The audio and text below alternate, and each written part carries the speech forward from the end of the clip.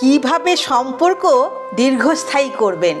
বন্ধুত্ব, বিয়ে বা একসাথে থাকা যাই হোক, দুজন মানুষের মধ্যে একটি সম্পর্ক হচ্ছে জীবনের তৃপ্তিদায়ক জিনিসগুলোর একটি।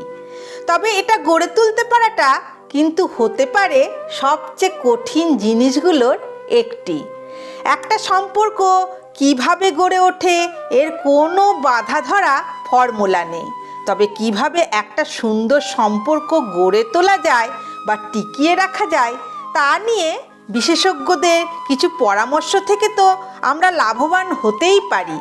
নিজে পছন্দ করেই হোক আর পারিবারিকভাবেই চার হাত এক হোক, সবাই শুরুটা করে দীর্ঘ পথ একসঙ্গে চলার জন্য। তবে নানা কারণে দাম্পত্য জীবনে নেমে আসে কালো মেঘ, তিক্ততায় ভরে যায় অনেকেরই সম্পর্ক। ফলে সেই সম্পর্কের ইতি টানার বিকল্প থাকে না।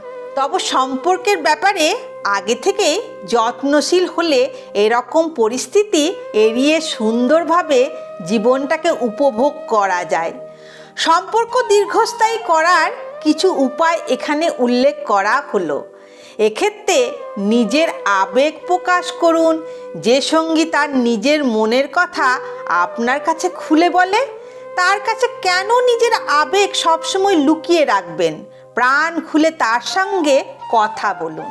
একে অন্যের উপর এভাবে আস্থা রেখে কথা বলতে পারলে সম্পর্ক অনেকটাই সুস্থ থাকে।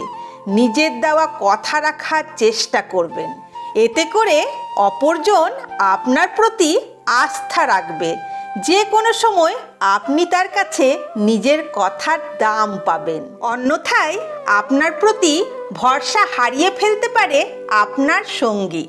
নিজের বদ অভ্যাস পরিত্যাগ করবেন। সঙ্গী যেসব বিষয়ে আপত্তি জানায় সেসব ধীরে ধীরে ত্যাগ করার চেষ্টা করুন। এতে করে নিজেও যেমন বদ অভ্যাস মুক্ত হতে পারবেন, সম্পর্কটাও সুন্দর হবে। কারণ সঙ্গী এতে করে ভাববে আপনি তার জন্য বদ অভ্যাসগুলো ত্যাগ করলেন। তবে নিজেকে নিয়ন্ত্রণ করতেও হবে কিছু ক্ষেত্রে। রেগে গিয়ে যে কোনো কিছু বলে ফেলার ব্যাপারে সাবধান। এক্ষেত্রে রাগ নিয়ন্ত্রণ করে বরং চুপচাপ থাকবেন। সবসময় মনের কথা বলে ফেলা এক্ষেত্রে ঠিক হবে না।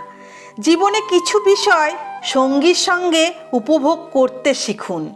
তাকে নিয়ে দূরে কোথাও ঘুরতে যেতে পারেন। হানিমুন থেকে শুরু করে জন্মদিনে কিংবা বিভিন্ন দিবসগুলোতে একটু ভিন্নভাবে শুভেচ্ছা জানানো কিংবা বাইরে ঘুরতে যাওয়া, খাবার খাওয়া, কেনাকাটার মতো কাজ করতে পারেন। এতে করে সম্পর্ক সুস্থ থাকে। আর নিজেকে সবসময় ঠিক মনে করবেন না। অন্যদের দৃষ্টিকোণ থেকেও বিষয়টি দেখার চেষ্টা করুন। সঙ্গীর সিদ্ধান্ত বা পরামর্শকে মূল্যায়ন করতে শিখুন।